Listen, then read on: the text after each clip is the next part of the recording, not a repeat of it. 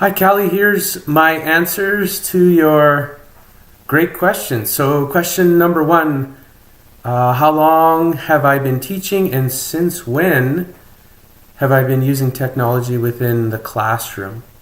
So, I've been teaching for 23 years, and it wasn't until my 8th year that I started to use technology integration into my classroom on a regular basis. And the reason for that was I moved to a school that started a one-to-one laptop program. Prior to that, in the 1990s, it was limited access to computers. As a science teacher, if I wanted to use computers, I often had to book a computer lab, and that made it very arduous in regards to technology integration. But once I moved to a laptop program where every kid had their own laptop and I had a laptop and a projector, I started to use that. So I've been about 13 years now, I've been using technology as a tool to transform my teaching and learning quite regularly. Question two, have I always taught in a school where resources to aid students in using technology were readily available? As I said before, it wasn't until my 10th year, and once I moved to a private school where there were quite a bit more resources.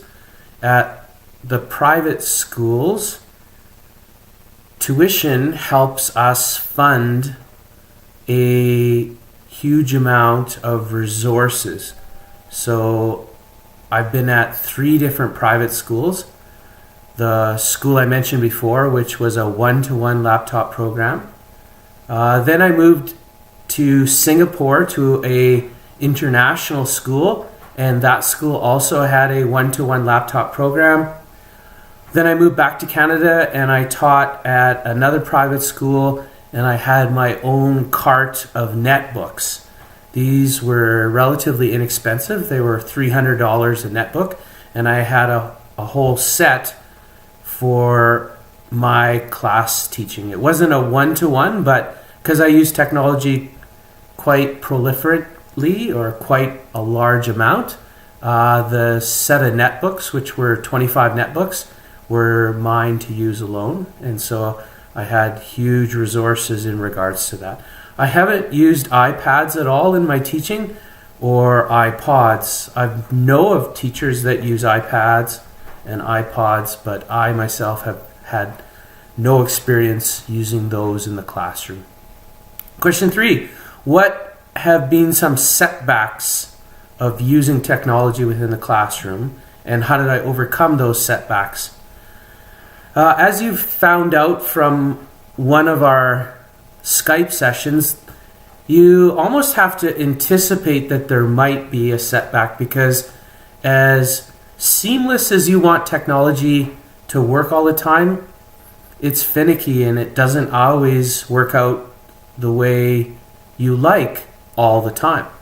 So for example, when you Skyped with my classroom, we had audio issues, and that, why that happened, I'm not sure, because we've Skyped before and we had no audio issues. I think we were using a new webcam, and it might have been associated with that new webcam that I was using for our Skype. So you almost have to have a plan B and anticipate that there might be a hiccup or a problem. That said, the problems can be minimized, setbacks can be minimized if you practice and have a trial run. For example, I probably should have had a trial run with the new webcam that I was using when you Skyped into my classroom a few weeks ago. And I guess have a plan B. If you have a go-to website, for example, that you're hoping to use with your kids in the classroom, anticipate that it might not work and have a backup lesson plan in the event that there is a hiccup. And try and remain calm and, try and carry on with what the learning objectives were for that particular lesson.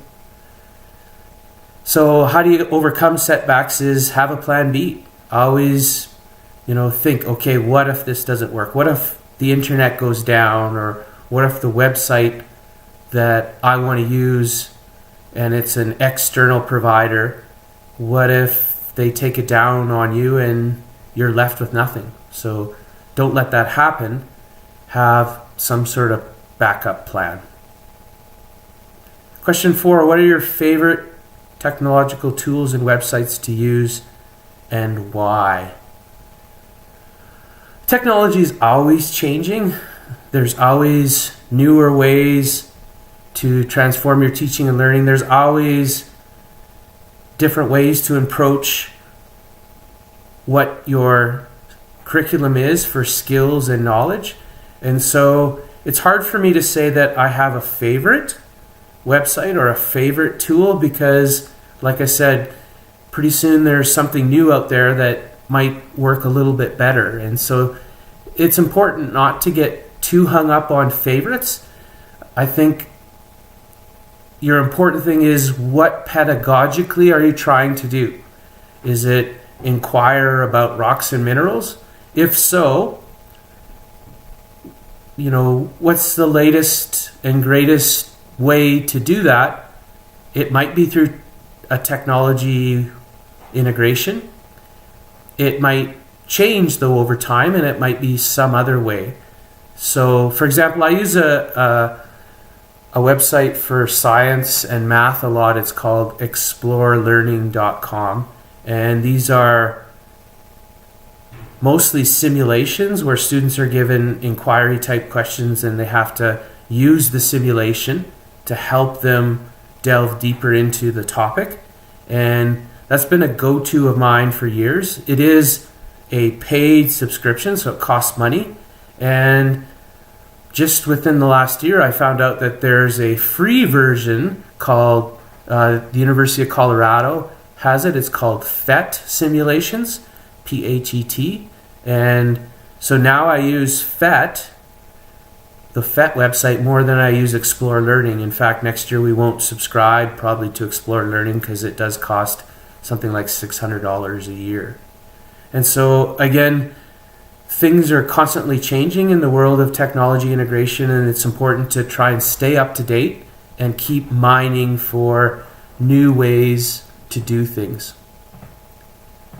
Number 5, how do you think the use of technology alters students' learning? I'm a huge believer in using technology to enhance teaching and learning. I think one of the big reasons is it's part of kid culture. I teach middle school, as you know, and students in the middle school already are interested and are spending a lot of time outside of school using technology, whether that's through social media sites or gaming sites, etc. And so because they're interested in it, I think it's important for me as a teacher to ensure that I incorporate it in meaningful ways into my teaching and learning. And it is transformative. Game-based learning, there are more websites out there now that are game-based that I believe offer a very rich learning experience for students. For example, brainpop.com has had high interest videos for students, but now they're also teaming up with other websites to have game-based learning within their website. And so it's a huge part of the culture of the kids that we teach. They're very media savvy.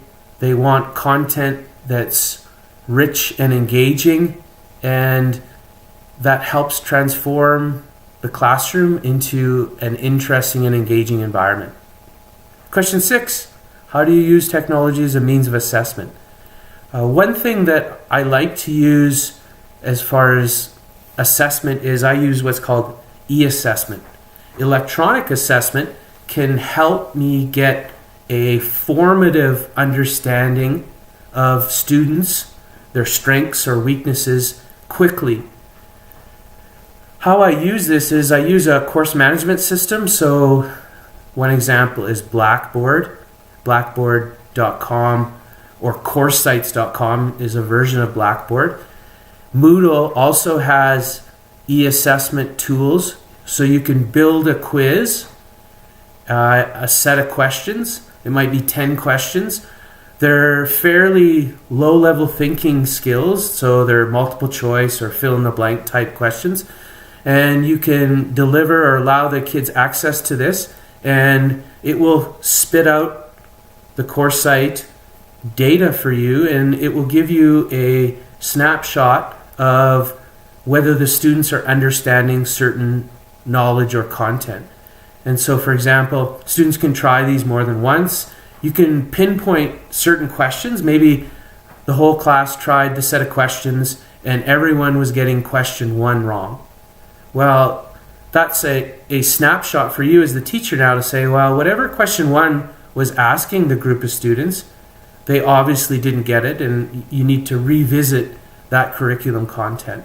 Now, this particular form of assessment is, like I said, lower level thinking, and it isn't the only way that you should be assessing, but electronic or e-assessment as a formative basis can help you quickly get a sense for student understanding when it comes to knowledge and content. Another good website that enables such a pedagogy is Socrative. So Socrative.com allows you to do very similar ways, and it's like polling the class to see where they're at in regards to certain knowledge and content. So that's one example. I also use Blogger, where students build a e-portfolio, and then I use that electronic portfolio when I have parent-teacher interviews. So the student usually shows up with the parent, and we can go through their electronic portfolio, which is in essence a blog site, and we can get a sense for what their work is looking like over time. So, what are their lab reports like at the beginning of the year compared to what their lab reports might look like closer to the end of the year. Question 7. Where did you learn so much about implementing technology into your classroom? I went to school, to university in the 80s and early 90s, and then I did my master's degree in the late 90s. And during those decades, there wasn't a lot that was technology-rich university courses. And so I had to learn on my own. Recently, my greatest learning is on Twitter.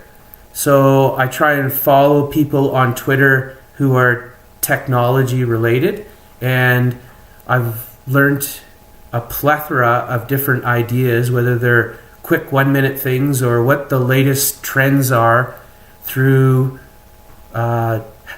following certain hashtags on Twitter, like EdTech, and then following people who are high flyers when it comes to technology integration.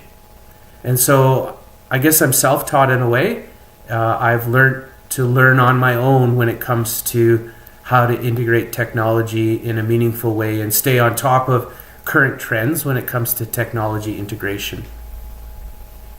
Have I ever been to PD events to learn more about technology integration? I've attended some online PD events.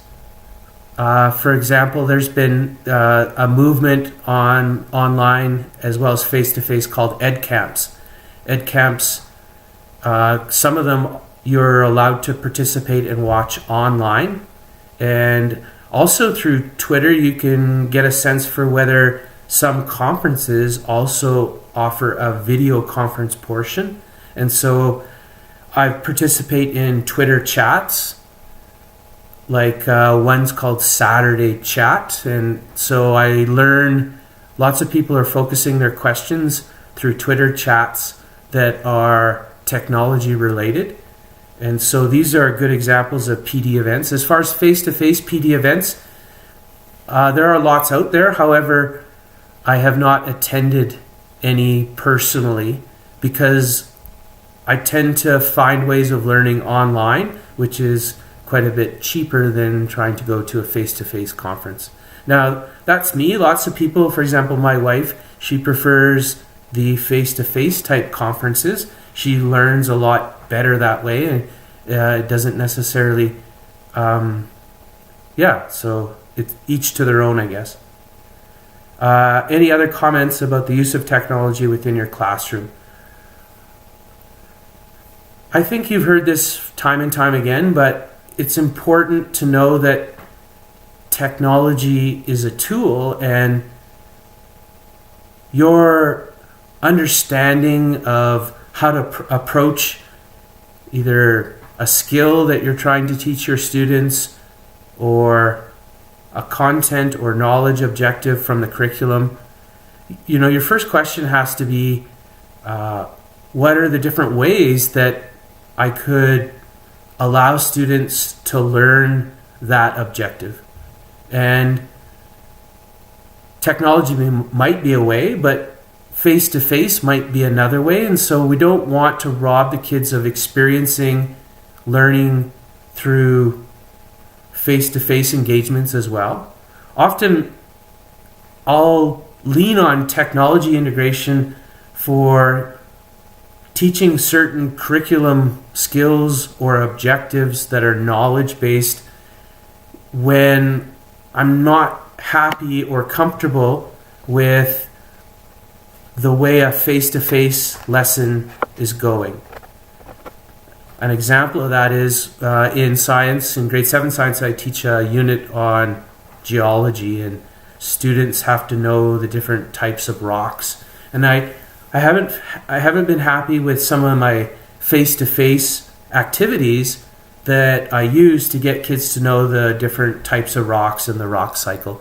And so when that happens, I'll often search the internet and try and find a more engaging or a meaningful activity. Maybe it's a website or something else that technology could use to make that particular topic more interesting. And so I teach rocks and minerals where I have the students make something called our RSA Animate. And RSA Animate, if you're not familiar, it's those hand-drawn videos. And so students have to, they're given 3 inquiry questions, and they have to make a hand-drawn movie based on those 3 inquiry questions surrounding rocks and minerals. And the students like the way that's done, and they find it engaging. And because they're using illustrations, audio, and then video capabilities to generate their content, it has turned into a much more engaging activity for the students. So that's my biggest comment is be careful not to swing too far towards the technology integration side. Always ask yourself, is there an activity that I can use that's face-to-face that's just as engaging or just as interesting? Don't always think that you always have to use technology within your classroom every time. So I hope that helps you in your further endeavors as you move towards getting your own classroom and hopefully using technology in your own classroom. It's been fun working with you. Bye for now.